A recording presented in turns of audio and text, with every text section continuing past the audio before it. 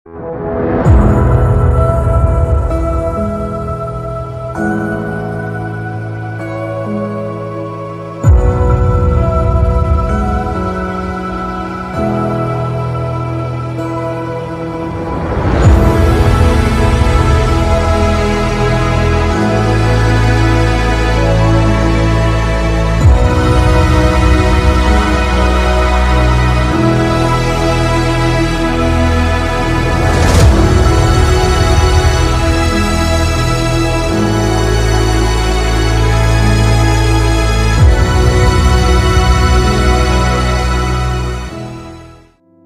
Church of South India diocese of Medak Holy Trinity Church బొల్లారంపై estate సమర్పిస్తున్న daily Bible ని వీక్షిస్తున్న ప్రియమైన ప్రేక్షకులందరికీ మనకు ఆదరణ మరియు ఆశ్రయాన్ని అందించే మన ప్రియ రక్షకుడైన యేసుక్రీస్తు ప్రభుని మహాశక్తి కలిగిన నామమున మా హృదయపూర్వక ఆహ్వానాన్ని తెలియజేస్తున్నాం.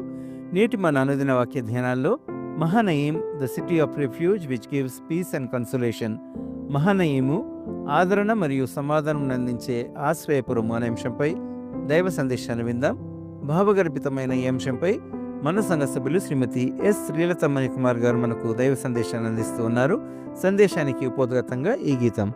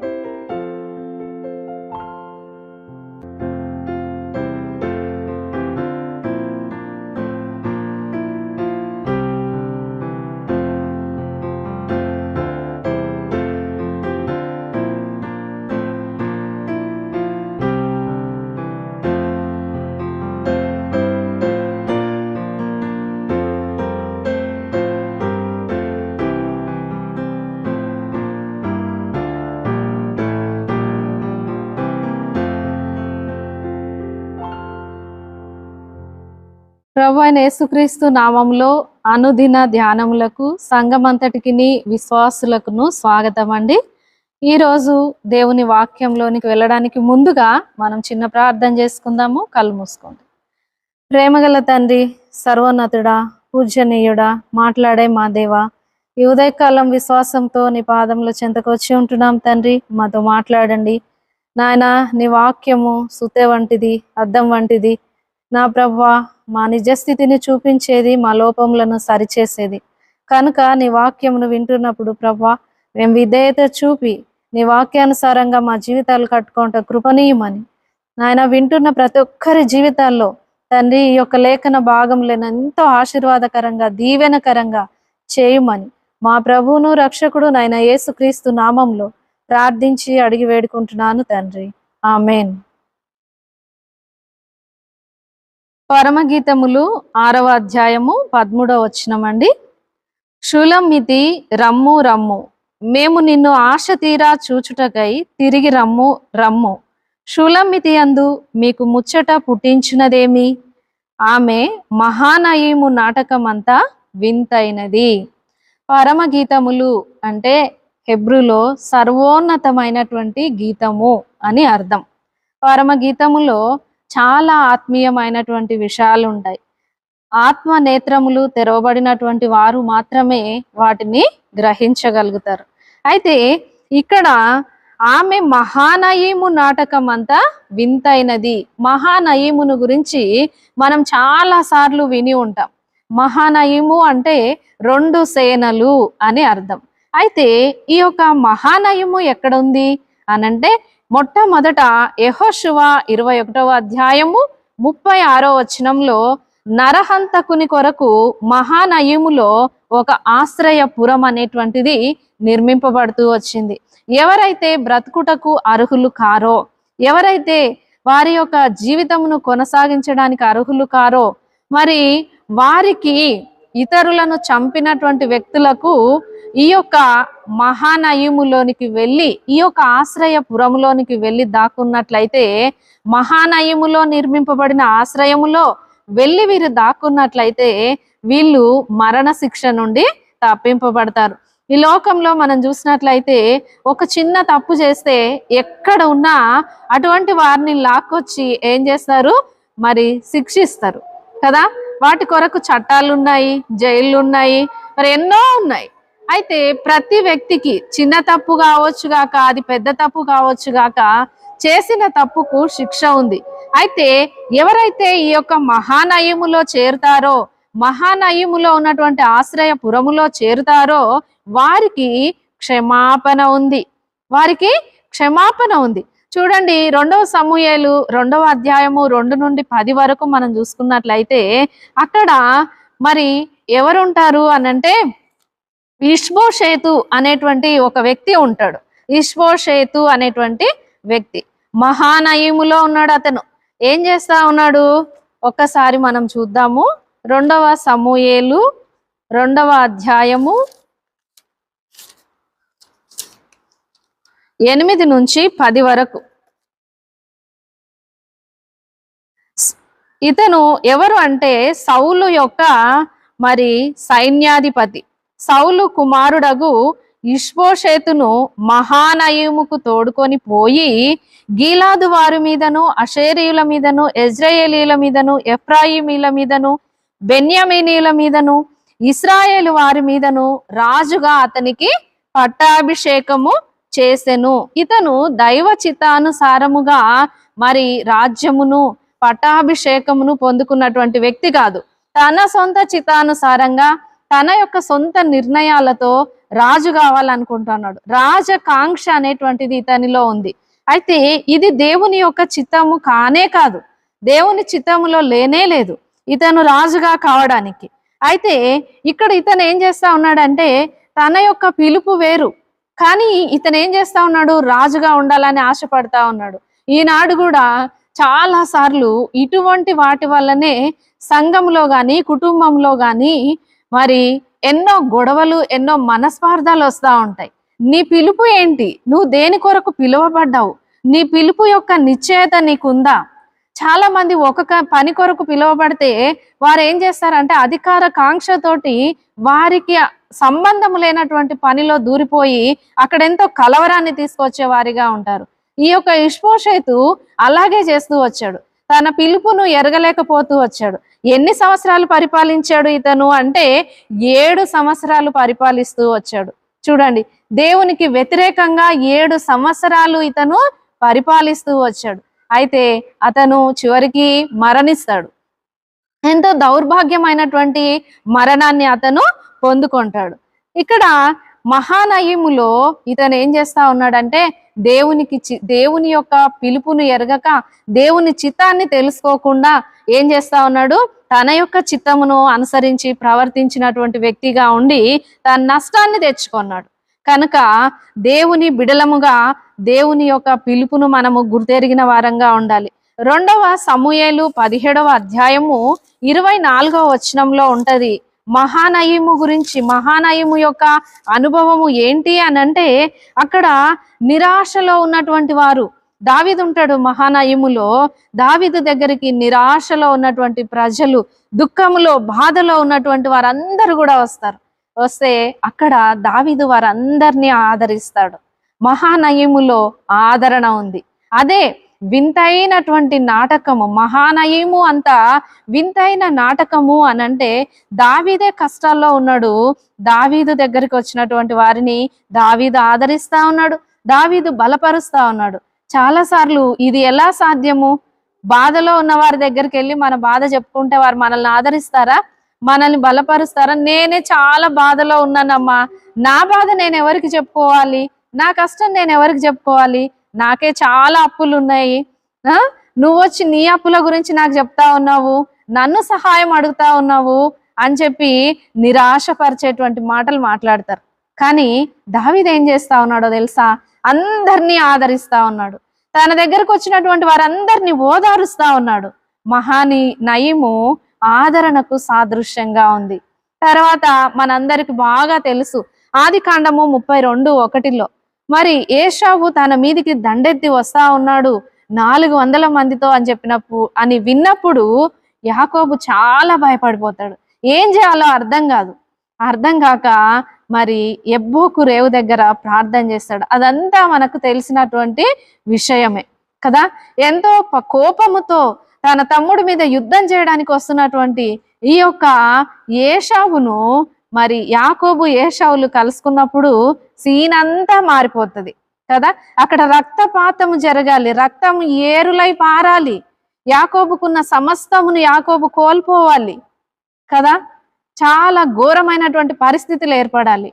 కానీ వాళ్ళిద్దరూ కలుసుకున్నప్పుడు ఏం జరుగుతుంది అనంటే ఒకరి మెడ మీద ఒకరు పడి ఎంతగానో ఏడుస్తారు. అయితే దేవుడు పరిస్థితులను మారుస్తాడు. దేవునికి అసాధ్యమైనది ఏదీ లేదు. దేవుని సన్నిధిలో మనం ప్రార్థించినట్లయితే, మనము దేవుని సన్నిధిలో మోకరించి వస్తున్నటువంటి కష్టాలను బట్టి, రానంటున్నటువంటి ఉపద్రవములను బట్టి దేవుని సన్నిధిలో మనం ప్రార్థించినట్లయితే దేవుడు మహానయములో జరిగినట్ల యాకోబు ఏశావులు ఒకరినొకరు పట్టుకొని ఏడ్చి మరి ఎంత సమాధాన పడతారు అక్కడ. ఏశావు అంటాడు, నా ఎంబడి రా, నేను నిన్ను తీసుకెళ్తాను అంటాడు. లేదన్నా, నేను నిదానంగా వస్తా, నా దగ్గర ఇగో చూలు కట్టినటువంటి గొర్రెలు ఉన్నాయి, వాటిని నేను వడిగా తోలలేను అని చెప్తాడు. సరే అని చెప్పి అక్కడ ఆ యొక్క యాకోబును వదిలిపెట్టిపోతాడు. యాకోబు తన అన్నకు ఎన్నో బహుమతులు పంపిస్తాడు. ఇవన్నీ నాకెందుకు? చూడండి, మాట మారిపోయింది, పరిస్థితులు మారిపోయినాయి కదా. అన్ని తీసుకొని అన్ని చంపేయవలసినటువంటి ఏశావు మారిపోతూ వచ్చాడు. తన తమ్ముడిది ఏది కూడా ఆశించలేదు. ఇవన్నీ నాకెందుకు, నాకు చాలా ఉంది, నీది నీవే ఉంచుకో అని చెప్పి యాకోబు దగ్గర ఉన్నటువంటి ఒక గొర్రె పిల్లను కూడా తీసుకొని పోలేదు, ఒక దాసుని కూడా పట్టుకొని పోలేదు.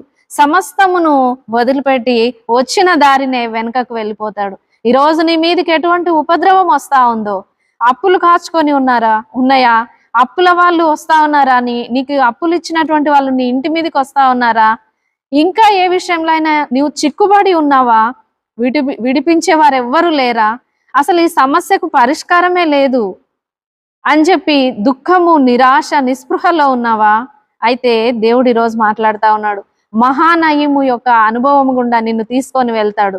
ఈ పరిస్థితి మారదు అనుకున్న పరిస్థితిని దేవుడు మార్చి నీకు అనుకూలంగా చేస్తాడు, నీకు సంతోషకరమైనటువంటి పరిస్థితులుగా చేస్తాడు, నీ నిందను తీసివేస్తాడు, నీ దుఃఖమును తీసివేస్తాడు.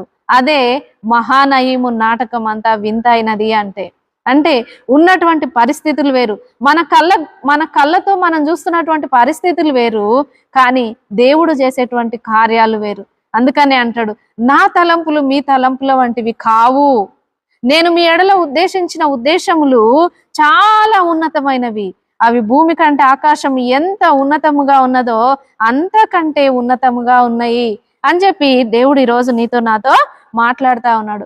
ఈ యొక్క జీవిత యాత్రలో మరి మనము కూడా దేవునిపై ఆధారపడినట్లయితే, దేవునితో అంటుకట్టబడినట్లయితే, దేవుని సహవాసంలో ఉంటూ నడుచుకుంటూ ఉన్నట్లయితే దేవుడు మనల్ని ఆదరిస్తాడు. నీ పిలుపుని ఎరిగి దేవుని యొక్క చిత్తం ఏంటో నీ జీవితంలో నువ్వు ఎరిగి ముందుకు సాగినట్లయితే దేవుడు నీ జీవితంలో అద్భుత కార్యాలు చేస్తాడు. యాకోబు ఆదరింపబడ్డాడు. దావీదు దగ్గరికి వచ్చినటువంటి మరి ప్రజలందరూ ఆదరింపబడ్డారు. ఒక మనిషి అంతగా ఆదరిస్తే దేవుడు సమస్త సృష్టికి కారణభూతుడు, నీకోసము సమస్తమును కలగజేసినటువంటి దేవుడు తలుచుకుంటే సృష్టిని సహితము నీ కొరకు ఆపగలుగుతాడు. విశ్వాసముతో ప్రార్థించు, నీ జీవితము కూడా మహానయము అంతా వింతైన నాటకంగా మారుతుంది. శత్రువుల మధ్యలో ఉన్నావా, నిన్ను ద్వేషిస్తున్నటువంటి వారి మధ్యలో ఉన్నావా, నీవంటే ఎవ్వరికి పడట్లేదా, నీతో ఎవరు మాట్లాడట్లేదా, అయితే మోకరించి దేవుని సన్నిధిలో ప్రార్థించు. యాకోబు వలె దేవుని సన్నిధిలో మొరపెట్టు, గోజాడు, పోరాడు. ప్రార్థనలో దేవుడు తప్పకుండా నీ శత్రువులను నీకు స్నేహితులుగా చేస్తాడు. వాక్యంలో ఉంది కదా, ఒకని ప్రవర్తన యెహోవాకు ప్రీతికరమగునప్పుడు ఆయన వాని శత్రువులను సహా మిత్రులనుగా చేస్తాడు అని చెప్పి. కనుక దేవునితో ఉంటూ ఈ లోకయాత్రలో ముందుకు సాగు. నీ జీవితంలో మహానయము నాటకం అంతా వింతైనదిగా నీ జీవితాన్ని దేవుడు మారుస్తాడు. దేవదూతలు వచ్చి నిన్ను ఎదుర్కొంటారు. నువ్వు నడిచే ప్రతి మార్గంలో ఆయన తన దూతలకు ఆజ్ఞాపిస్తాడు, నీ పాదములకు రాయి తగలదు, నువ్వు త్రొట్టిల్లవు, నీ కుటుంబము కట్టబడుతుంది, శాంతి సమాధానాల చేత నీ కుటుంబం నింపబడుతుంది. యాకోబు వలె నీ కుటుంబము కూడా ఆశీర్వాదింపబడుతుంది, భద్రపరచబడుతుంది. అటువంటి కృపా ధన్యత దేవుడు మనందరికీ దయచేయునుగాక. ఆమేన్.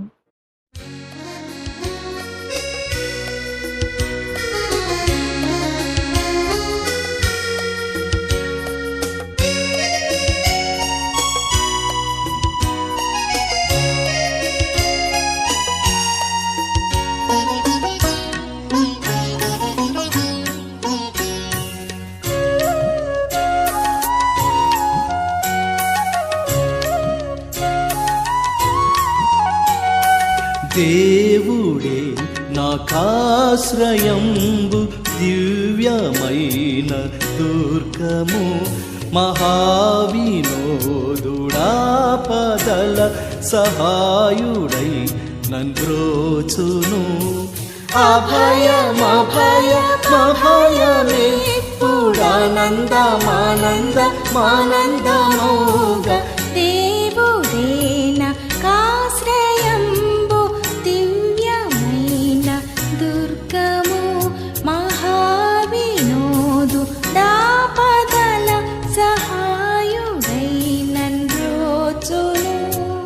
అభయమభయమభయమేప్పుడానందమానందమానందమౌగా దేవుడే నాకాశ్రయంబు, దివ్యమైన దుర్గము.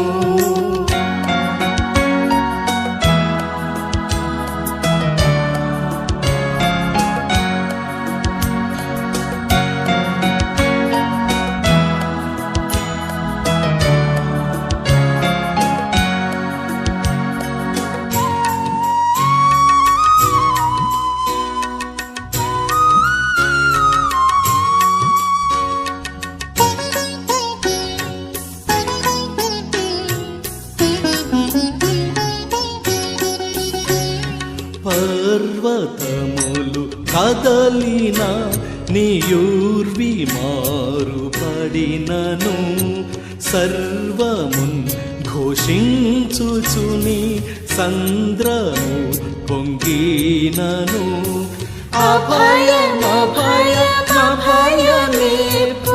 ఆనందమానందమానందమౌగా దేవుడే నాకాశ్రయము దివ్యమైన దుర్గము.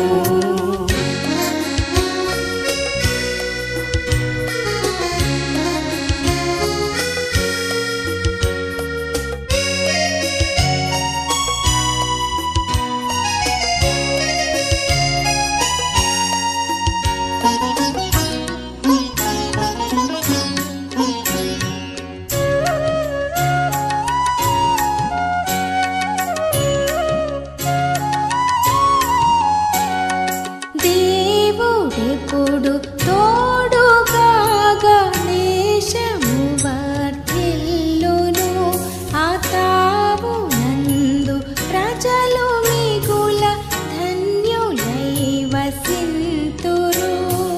అభయమభయమభయమేపుడానందమానందమానందమౌగా దేవుడే నాకాశ్రయంబు దివ్యమైన దుర్గము.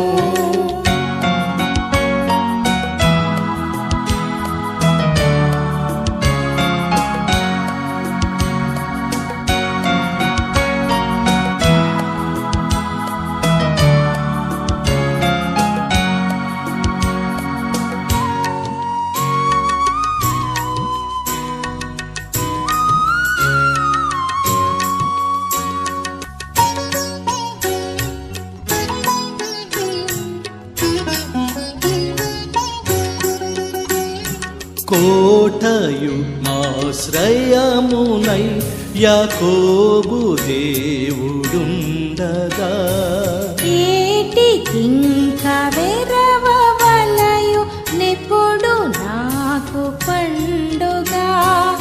అభయమభయమభయమేపుడానందమానందమానందమౌగా దేవుడే నాకాశ్రయంబు దివ్యమైన దుర్గము. మహావినోదుడాపదల సహాయుడై నన్రోచును. అభయమభయమభయమేపుడానందమానందమానందమౌగా దేవుడే నాకాశ్రయంబు దివ్యమైన దుర్గము.